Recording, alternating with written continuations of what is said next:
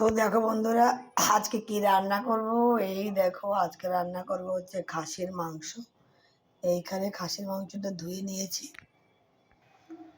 তো দেখো, খাসির মাংসটা ধুয়ে এখানে জল ঝরিয়ে রেখেছি। আর এখানে এই যে আলু কেটে নিয়েছি।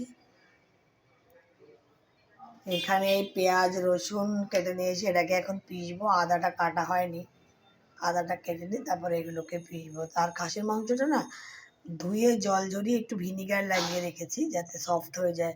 আজকে আমার কাছে টক দই নেই, তো টক দই থাকলে আমি টক দই দিয়ে মাখিয়ে রেখে দিই। তো আজকে ভিনিগার দিয়ে মাখিয়ে রেখে দিয়েছি, 1 ঘন্টা মতো রেখে দিয়েছি ভিনিগার দিয়ে মাখিয়ে। এখন আমি রান্নাটা করব।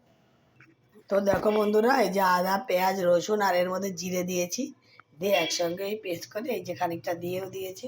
আর কিছুটা পেঁয়াজ দেখো কুচানোও রেখেছি, কিছুটা কুচানো পেঁয়াজ এর মধ্যে সব মশলা দিয়ে মেখে নেব।